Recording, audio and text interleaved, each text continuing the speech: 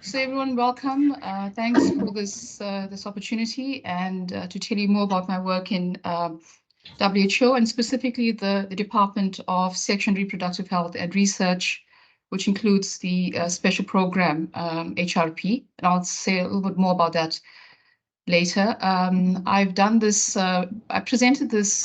Well, this presentation is the second of that I've done with HU. I think it was sometime last year. Adina, and Adina felt that it may be useful to share also with the department, or the School of Public Health. So for those of you who are familiar with it, there's a little bit of repetition, but maybe some little bit of addition since there's been a little bit of change since last year. So again, thanks for the opportunity. So this morning, I'll just basically give you a little bit of background on the department that I'm located in, the Department of SRH, which includes a special program on the human reproductive program.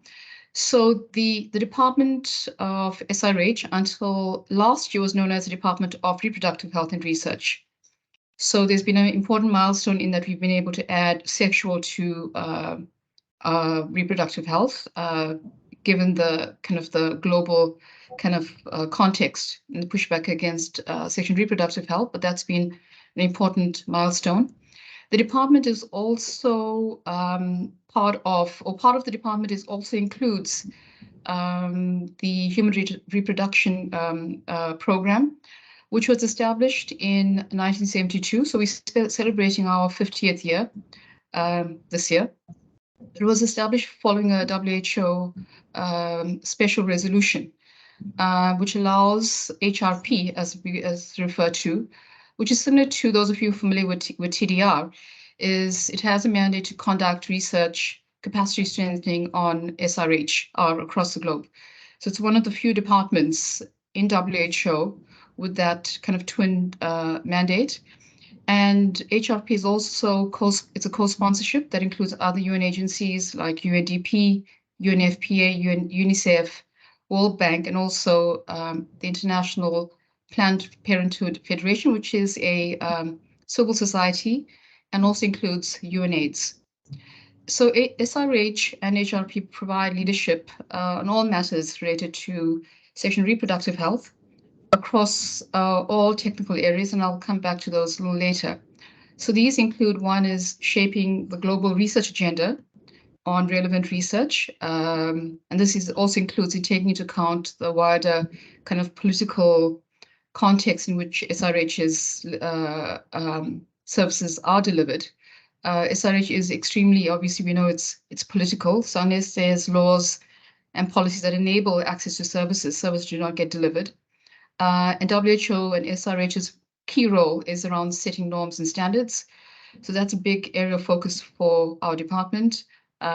Just recently, last year, our department released guidelines on ethical conduct and research guidelines for conducting research on female genital mutilation.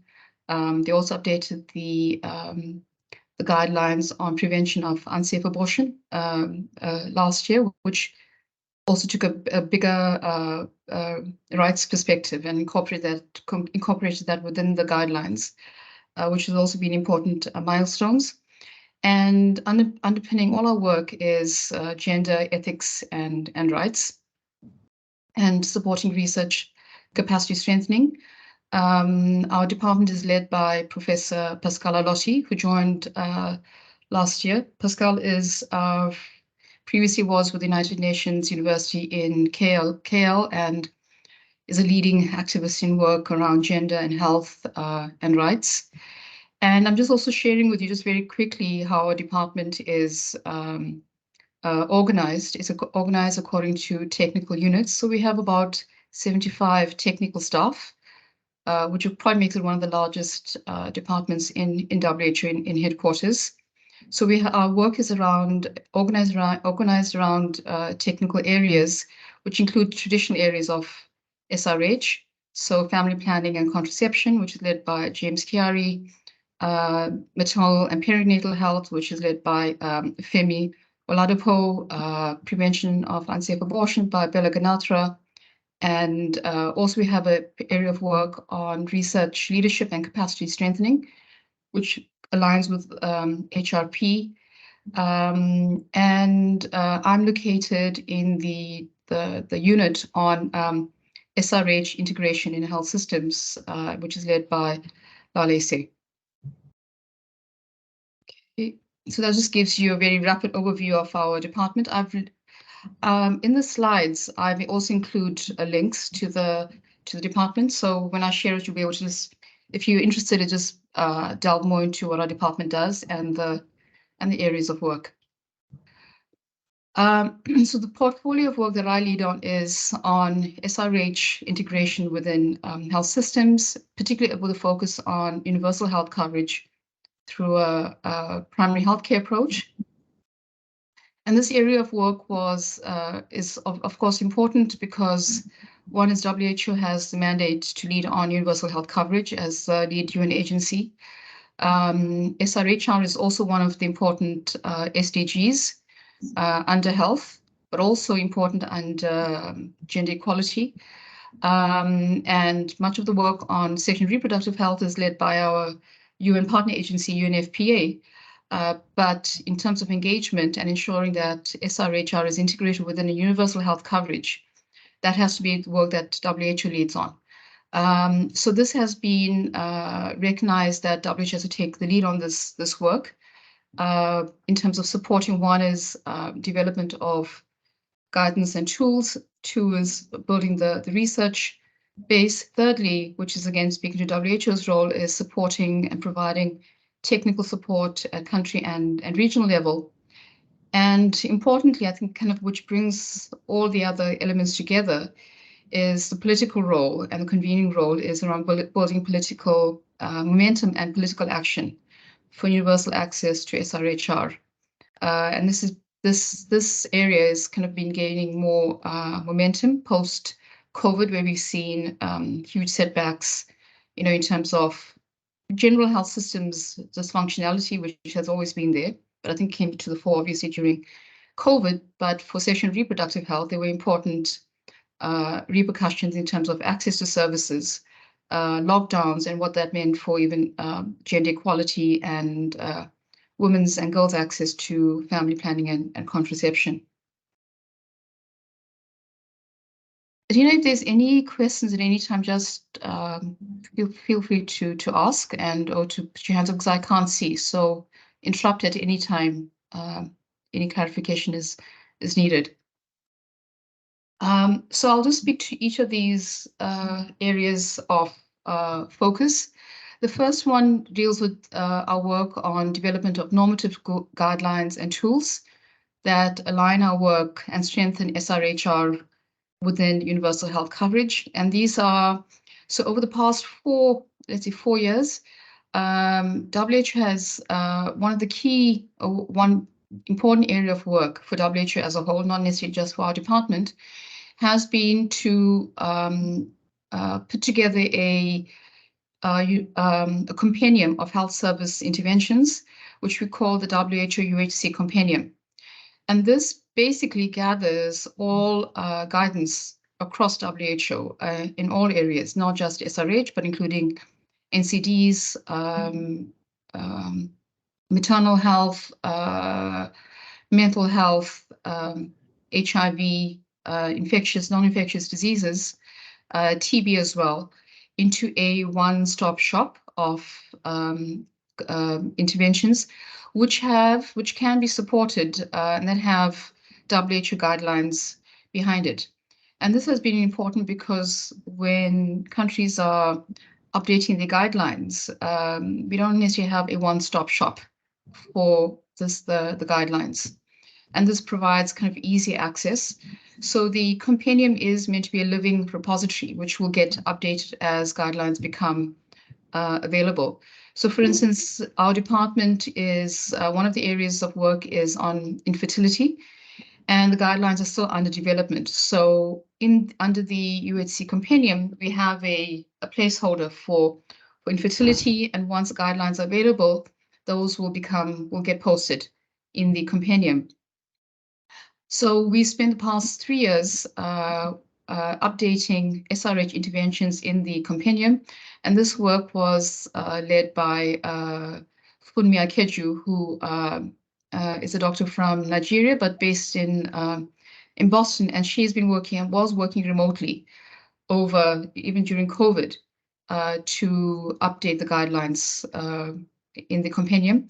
So SRH has probably over 300 interventions in the compendium, and this has now been aligned with a service package delivery and implementation tool, which builds on the compendium, but also looks at how do we deliver services in terms of which would be the platforms for service delivery. Would it be in communities, at primary care level, tertiary facilities, what would be the human resource requirements, and what are the essential medicines, diagnostic tools, etc. The second area of work is a handbook that we published in July last year, which was led by my colleague, Dr. George Denhando, and also call out to John, who I see is on this call as well. John Ataguba was a key part of the development of the handbook since initiation of it, I think in 2019. So the handbook, and I'll talk more about that later, but that's been also an important guidance document that can support country level implementation in terms of countries developing their health benefit packages, but also inclusive of sexual and reproductive health services. And thirdly is a sexual and reproductive health and rights, a universal health coverage learning by sharing portal, which we also launched last year. This is a collaboration with UNICEF, not UNICEF, UNFPA. UNFPA should not hear me say that, but UNFPA. And this work has been kind of championed under a familiar face for some of you is Shakira Chinara, who was at WITS many years ago. So Shakira is our champion that leads our work on the learning by sharing portal. So our overall strategy is developing a set of guidelines that align and support SRHR's integration within universal health coverage, because to date integration has been poor, and I can speak to that, to that later.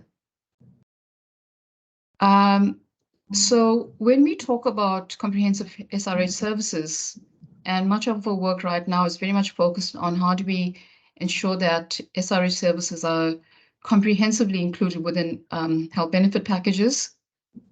And also that was also going through looking at the alignment of the, I think it's called the NHI packages. So most countries, low middle income countries, are on what we call a UHC roadmap, where countries have committed to universal health coverage, but they are at different points in this kind of journey. Well, the starting point for all countries would be around having an explicit benefit package, and we are advocating for comprehensive SRH services, which includes what we SRH services spanning both maternal health, sexual health, FGM, gender-based violence, prevention of unsafe abortion. We've also included menstrual health last year, comprehensive sexual education, comprehensive sexuality education as well. That's also included.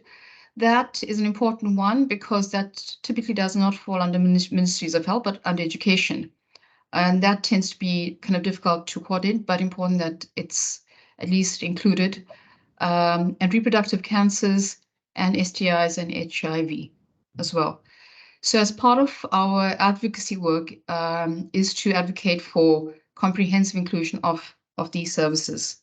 Of course, recognizing that UHC also speaks to progressive realization, and that depends on where countries are in terms of the resource availability and aligning with what might be the policies and the legal frameworks as well.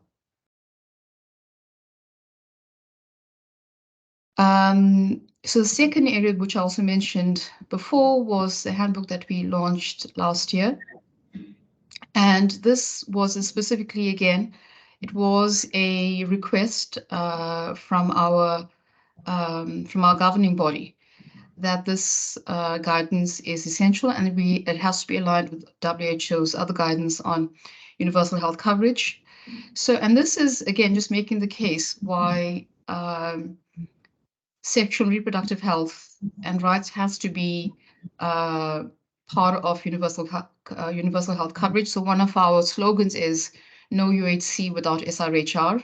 That's a slogan that's carried by UNFPA and increasingly by WHO, and includes as well as by civil society. And a couple of the important reasons why SRH, has to be integrated well within UHC, and this goes beyond benefit packages, but also includes within the health system. We find that SRH services, for example, beyond maternal health, are typically siloed. So, for example, family planning and contraception may not be delivered through the public health system. South Africa may be an exception, but in many other countries, it's delivered through external donors and delivered through, at a country level, through either private providers or not-for-profit. But so there's a siloing that typically happens. And we also realize and recognize that because of the wider context in which SRH services are, in terms of broader social, political, and gender inequalities, there's challenges in terms of access to quality services. There's women, girls, the youth are not necessarily part of decision-making processes.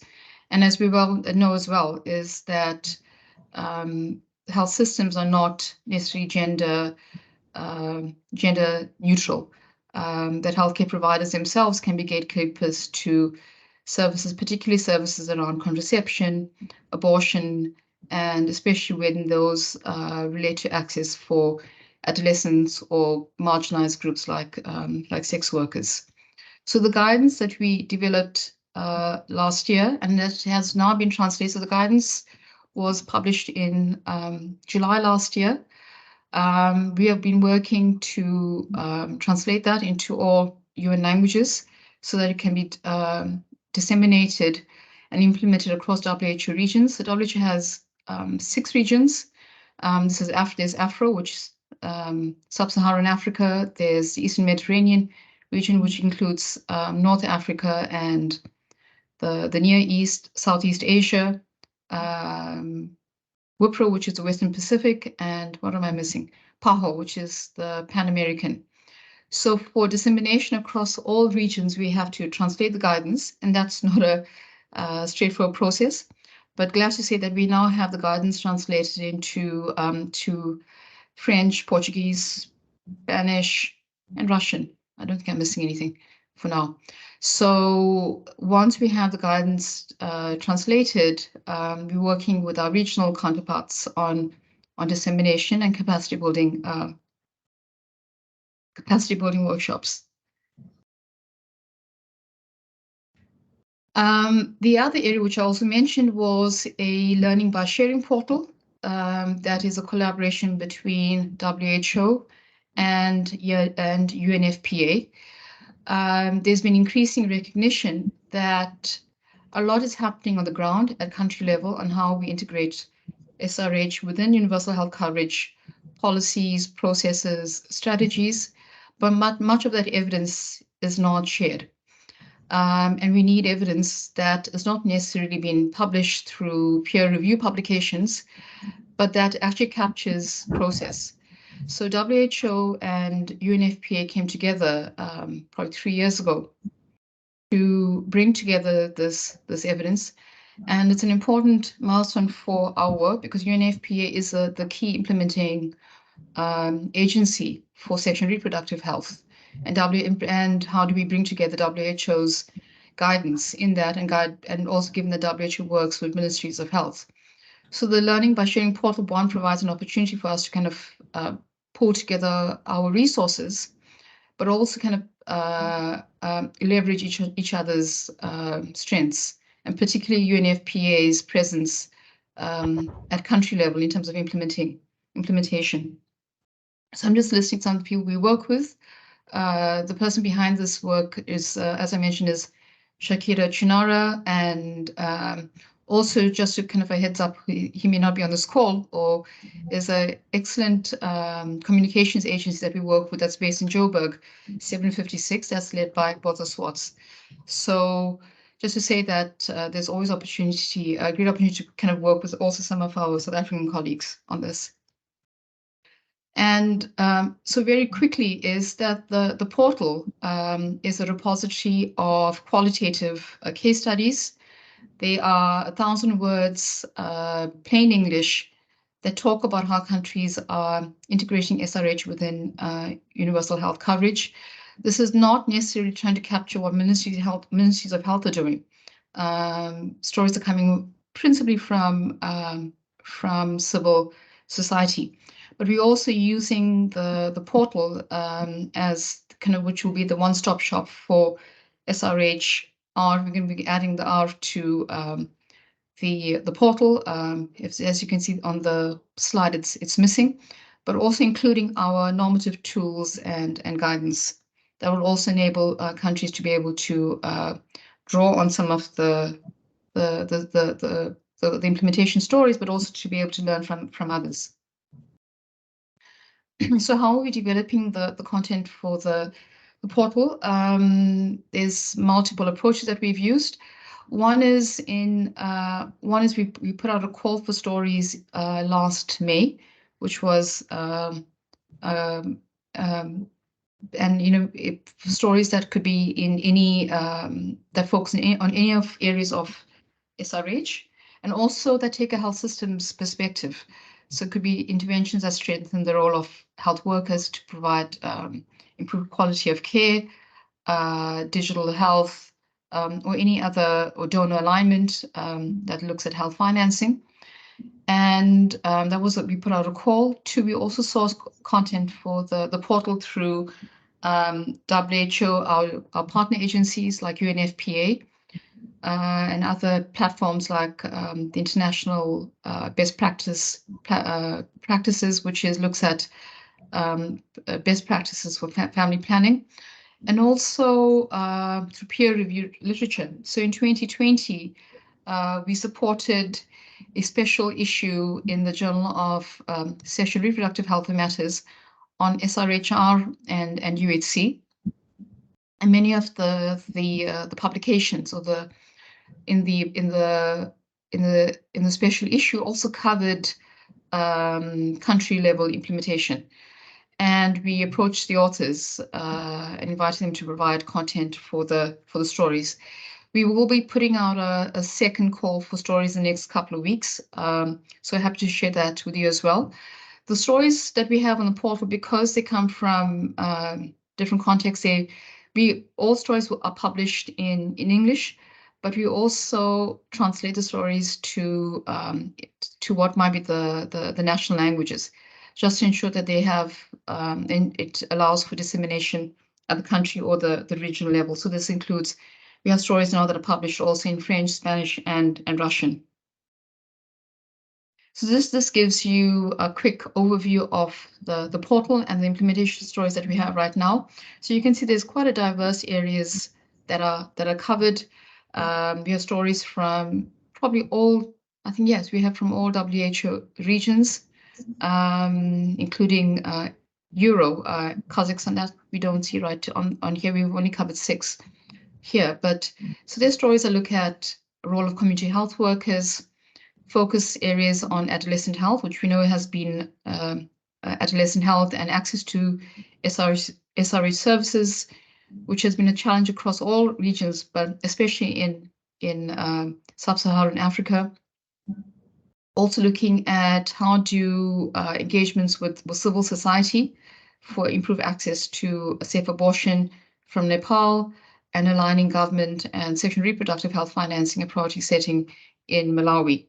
So if you have a chance, I've shared the link to the portal. Please feel free to kind of dive into the content, and if you have any questions, certainly come back to us. The other area of work, which is important and that feeds into our normative work as well, is research and evidence building. In I think this was before COVID, we undertook country level, a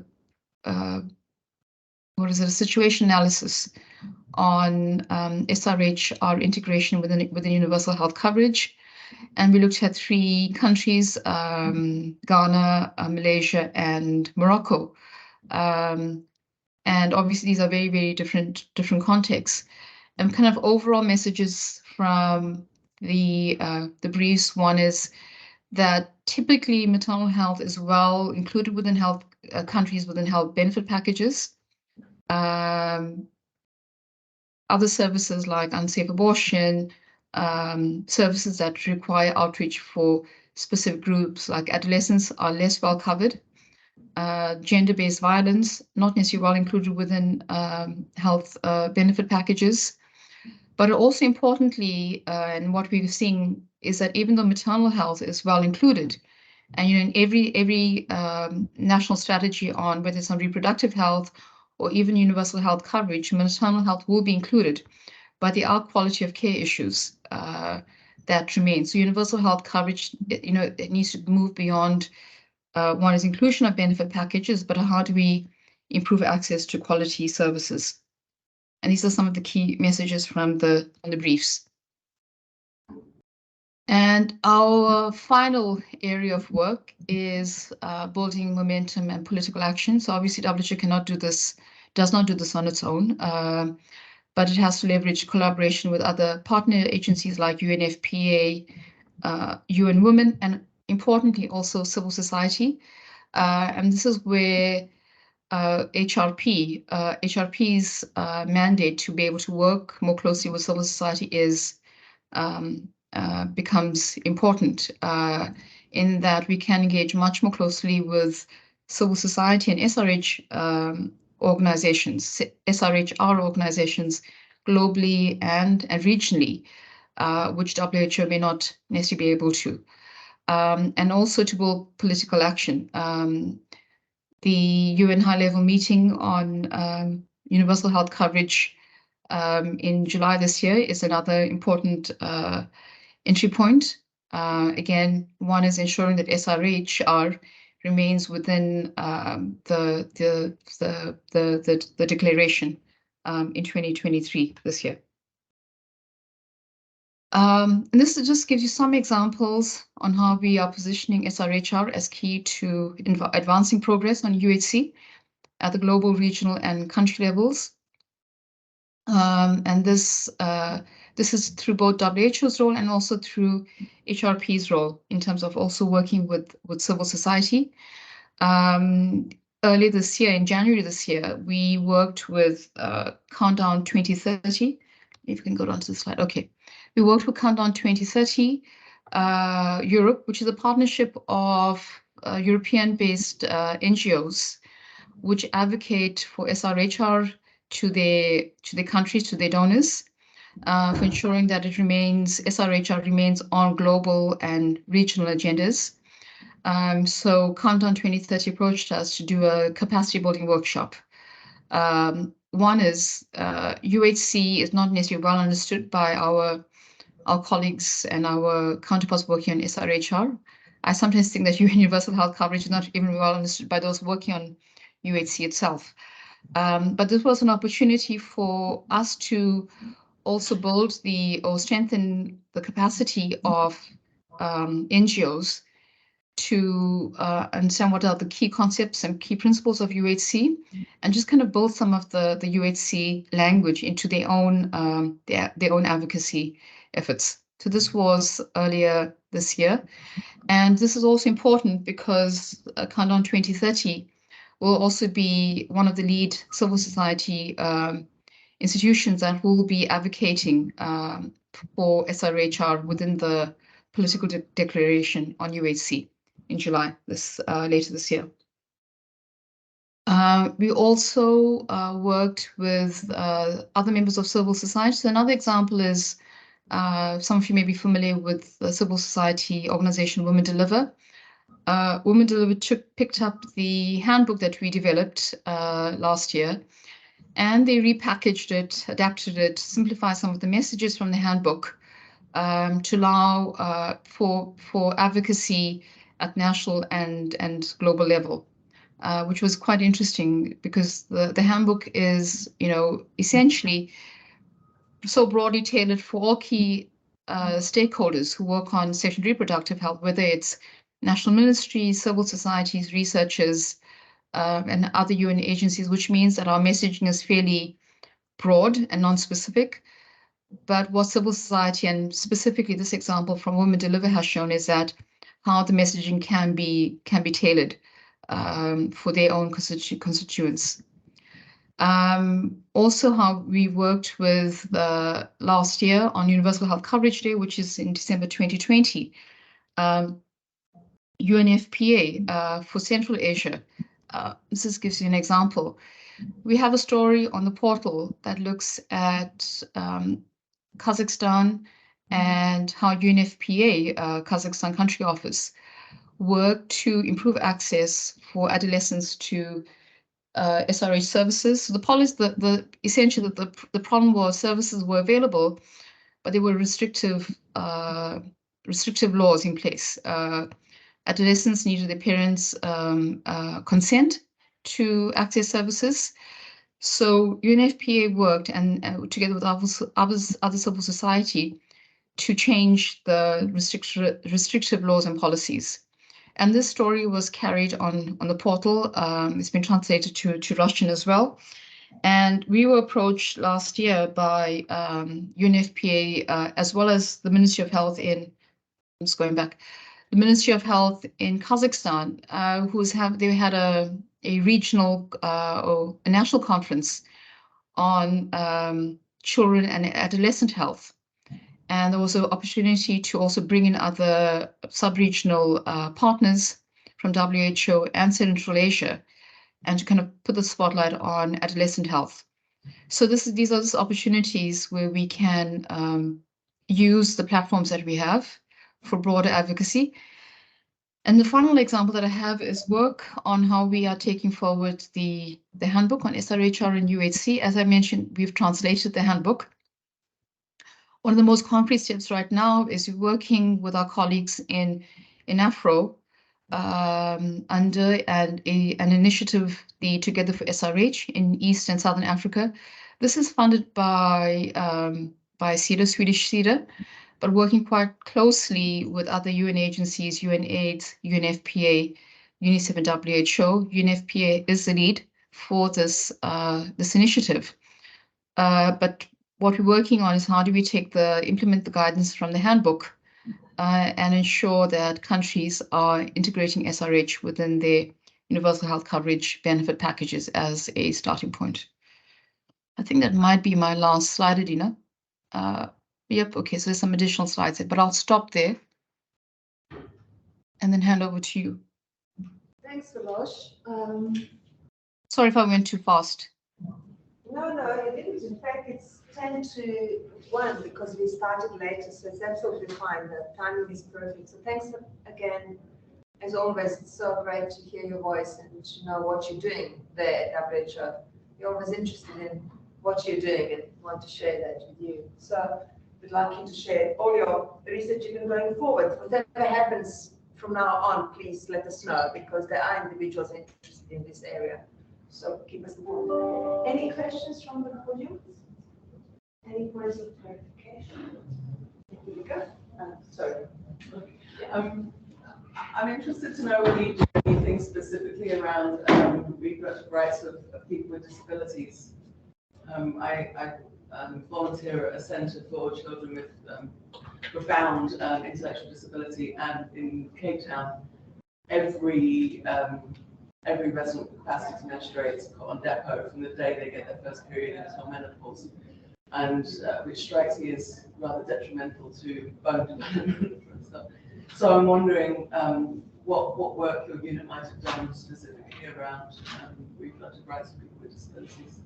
It's a very important question. Thank you very much, Velosh. I'm sure you'll have some ideas around that. Did you hear the question? You muted?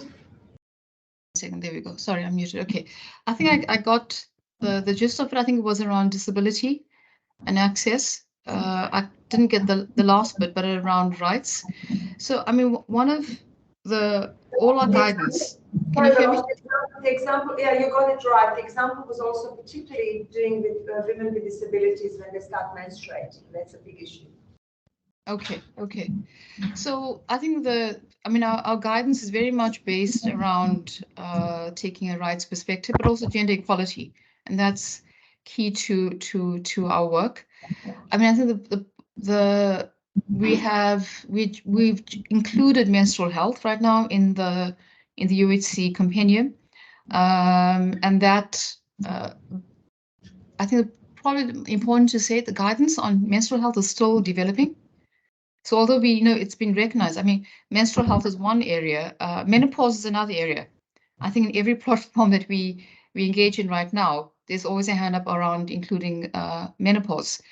So I think these are all super important areas, and I think there's increasing. I think one is allocating resources to them.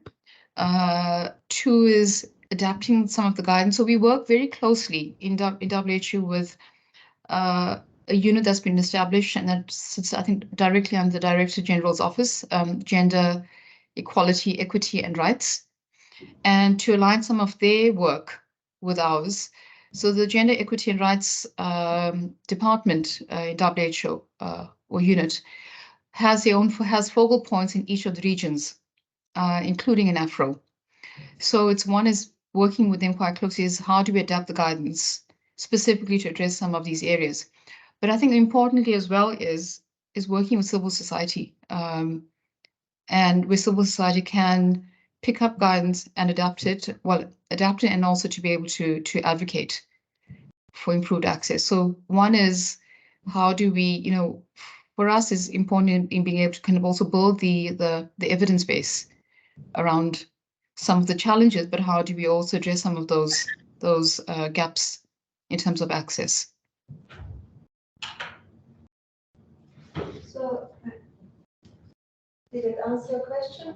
No, not really. So, Veloshnee, is there anything specific to people with disabilities? In terms of injectables, that's what's the... Well, my question really is that historically a lot of reproductive sort of, contraceptives and hysterectomies and things have been used oppressively on women with disabilities. And so quite a lot of places still have policies which specifically target people with disabilities for forced reproductive intervention. So I'm just wondering, sort of, since there's a very sort of specific culture around reproductive interventions and disability, whether there are guidelines which extrapolate, what a rights-based approach would mean for those. Okay, now we get the question. Okay, so that's an important question because this has come up twice. So the department and HRP has a governing body, which is the policy and coordination committee, but also we have two advisory groups. One is a gender and rights accountability group, which advises on gender and rights. This has been the question around disability, specifically related. Some of those questions that you have been raised has come up, and those are specific areas that our department has also been asked to focus on. So that lies with with the technical unit in our department that works on family planning and contraception. That has been, yes, identified as an area that needs to be prioritized. So right now, yes, there are no guidance. There's very limited guidance, but that's under development. Great. But cannot say when that will be ready. Thanks, Velosh. Virginia? Yeah, hi, Velosh. Hi, Virginia. I just wanted to check whether the WHO has made much progress about safe conception for HIV-infected couples, particularly discordant couples. It affects a huge population in the world, and I don't think, as far as I know, there weren't any guidelines, because you cannot fall pregnant if you're using condoms. Well, you shouldn't fall pregnant if you're using condoms. So what is the recommendations would be very helpful to know and for that to come out from your body. Thanks. Regina, that's a good question. I think that question I would have to defer to my colleagues who work on HIV and guidelines, because that doesn't fall under our department, but of course it's relevant. So I can always point you in the right direction, put you in contact with someone who works on that. But I'm not in a position to answer that. Thank you. Okay, go ahead. Okay, my question is related to the service of like menstrual health. So I just want to find, I maybe have missed it, I just want to find out whether within their guidelines or guiding tools, are they accountability structures made, is particularly for people who are made responsible for these services to be offered to people? Adina, I couldn't hear that question. Could you repeat it? I didn't understand the question fully, so. Okay, so I want to find out that within the guidelines, are there any accountability structures made for people who are supposed to be kind of enforcing that these whole packages implemented? Okay, thanks. So in the guidelines, are there any accountability structures there to keep an eye on those who are meant to basically make sure it happens? So okay, so the guidance that we have right now. So I think okay, a couple of things to note is there are regional and the global there are regional and global commitments that all countries have assigned to probably have ratified. For example, there's I think there's even the Maputo Declaration that Afro has. And all the guidelines have to be implemented within national and regional commitments. So we do not make any specific. I have colleagues who work on. So in our department we have a gender advisor, we have a rights advisor, human rights advisor, and they work with other agencies like the High Commission for Human Rights, etc. But I think the important thing is we do advocate for alignment with regional and global commitments the countries have made. So, for example, even if it's around prevention of unsafe abortion, many countries abortion is still illegal, or if it is permitted or allowed, it's still very restrictive. So we have a database that looks at countries' policies, all countries' policies on access to abortion, and then using those the policy database, we also work with civil society to be able to provide the evidence that countries can advocate for. So when it comes to menstrual health, as I've mentioned, right now there's very little. There's WHO's guidance is still developing, but remember also I think it's also intersectoral. So it works very closely with improving access for adolescents to menstrual health products through schools, etc., and also with other UN agencies like UNFPA. So UNFPA, UNICEF will also take some of the lead on that.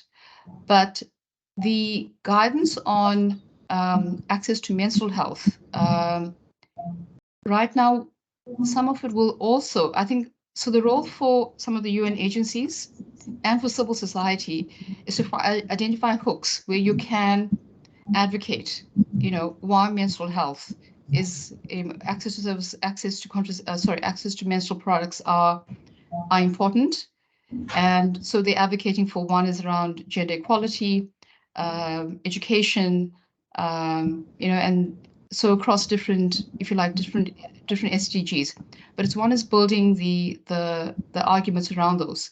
The guidelines that we have on SRH within benefit packages will include what countries are willing to provide in terms of their services. So we have included menstrual health, but it means working again, at a country level, to see, okay, what services are included and what's being left out. And if services are being left out, how do we advocate for that? Working together with the different stakeholders in the country. But I think important to recognize WHO does not have a mandate to work or to meddle within countries' national policies. Thanks, Velosh. I hope Okay. you've answered the question. Thank you. And then Leslie.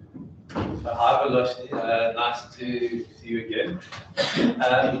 So I was quite struck by your comment about how South Africa is unusual in having quite big public sector provision, and it sparked a memory of a vignette we included in the Truth Commission hearings in 1997, which was a pamphlet that was distributed by the former Apartheid Department of Health, where it called on farmers' wives to deliver reproductive health care to farm workers.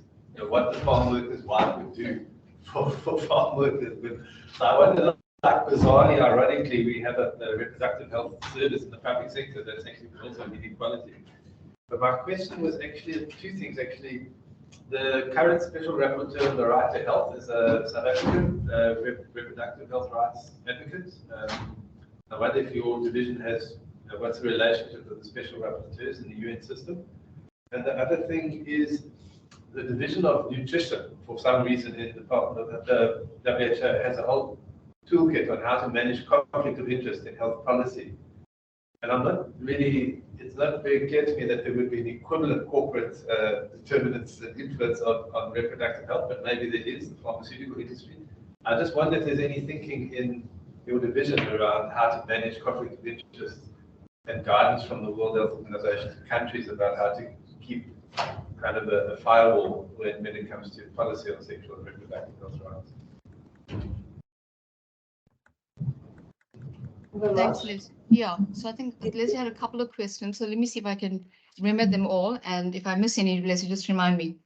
So I think the first one was about, I think you mentioned the special rapporteur, yes. So she forget her name now. She's works, I think, quite closely with the OHCR, possibly. So yes, there has been engagement with her, and through HRP and there are platforms where there is that engagement, because one is rights is central to our work. The second one, I think, your question around access to family planning and contraception. Really just a comment about South Africa's history, making family planning for Black people like a priority, and now we've inherited that. So we ironically have quite a good public sector program based on equality. It was just a comment. But my question was about conflict of interest, whether that's an issue in your domain. Sorry, I didn't hear the last bit, Leslie. Sorry, sometimes it's not clear. Velosh, is there conflict of interest in the work that you're doing in the area domain of reproductive and sexual health? When you say conflict of interest, are you saying, Leslie, are you referring to some of the pushback from more right-wing organizations? Not really. I'm referring to when corporates have an interest in a policy and they're trying to influence government, like alcohol, tobacco. Of course, 100%, 100%. Yeah. I mean, we do have that that kind of promotion. Some of the pharmaceutical companies, I won't name, I cannot name any of them right now, but certainly where they have a corporate social responsibility, and some of them are working directly with governments, and some of them have been working on maternal health access to what is it? One is on around nutritronics for prevention of postpartum hemorrhage. So we do have that role, but I think one is WHO with our partners taking the lead on some of the guidance. So we sometimes get approached by them to, for example, can we use their cost effectiveness data for some of our work, because they've done some modeling studies. I'm giving you an example. And we say, no, we cannot use your data because our data has to be aligned with our colleagues who are working on cost effectiveness data. And of course, recognizing that many of them are working directly with countries in terms of provision of commodities. So that's been happening with one particular group. And they do come and lobby, for sure. That happens all the time. And I think one of the challenges with WHO is not necessarily having always a very strong country presence. So WHO will have a country office in almost all countries or low middle income countries. Some countries are stronger, the country offices are stronger than others. Some are. Two, it depends on how well they're resourced. And sometimes it's not always easy to have that pushback. Yeah. So yes, we do have that potential conflict, but they do not sit within our governing bodies. They may come as observers, but they certainly cannot influence the decisions. Thanks, Velosh. I think we've come to an end. I think we should finish now. It's after 1. So, Velosh, really on behalf of everybody here in the room, as well as the colleagues who joined online, there are quite a few of them, including Sue Cleary, who sent a special message saying thank you very much for keeping us updated and informed about what you're doing there at WHO. Keep well, stay in touch. Till next time, Velosh. Take care then. Thanks, everyone. Bye-bye.